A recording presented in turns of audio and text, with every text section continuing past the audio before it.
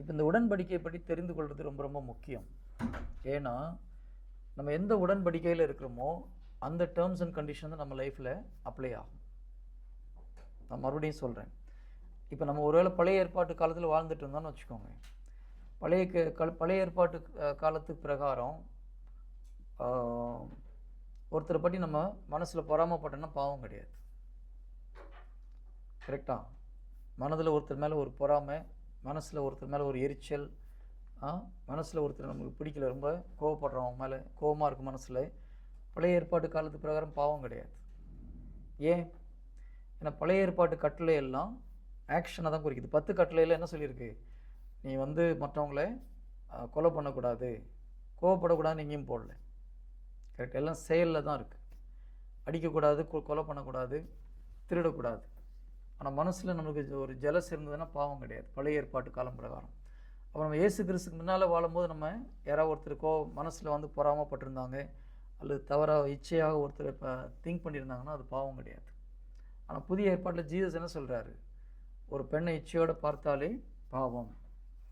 அப்போ ஒரு ஆணை இச்சையோடு பார்த்தா பாவம் இல்லையா? அதுவும் பாவம் தான். ஓகே, ஜென்ஸுக்கு தான் சொன்னார் ஜீசஸ், எங்களுக்கு சொல்ல நினச்சிடாதீங்க. 2 பேருக்கும் அது பாவம். அதே போல் நம்ம மனசில் தப்பாக நினச்சாலே பாவம் ஆகி போகுது புதிய ஏற்பாடில். அப்போ நம்ம எந்த உடன்படிக்கையில் இருக்கிறோன்றது ரொம்ப முக்கியம். நம்ம பழைய உடன்படிக்கையில் இருந்தால் பாவம் வேறு மாதிரி ஆகிப்போகுது. புதிய உடன்படிக்கையில் இருக்கும் பொழுது பாவங்கள் வேறு விதமாக மாறுகிறது. இப்போ நம்ம எந்த உடன்படிக்கையில் இருக்கோம்? That is very very important. நம்ம மாஸ் அட்டன் பண்ணும்போது என்ன சொல்கிறோம்? ஃபாதர் சொல்கிறார் இல்லையா, இது என் இரத்தத்தின் உடன்படிக்கை இல்லையா? அப்போ அங்கே என்ன உடன்படிக்கை நடக்குது? யாருக்கும் நடக்குது இந்த உடன்படிக்கை. புதிய ஜீசஸ் என்ன, அந்த ஃபாதர் என்ன சொல்லி அந்த மாஸ் ஒப்பு கொடுக்குறாங்க?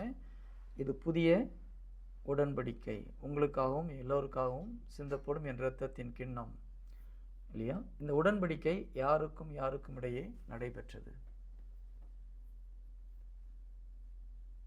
சொல்லுங்க பார்க்கலாம். வேற யாராவது? இந்த உடன்படிக்கை யாருக்கும் இடையே நடைபெற்றது.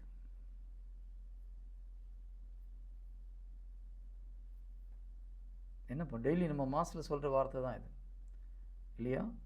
இந்த உடன்படிக்கை யாருக்கும் இடையே நடைபெறுகிறது.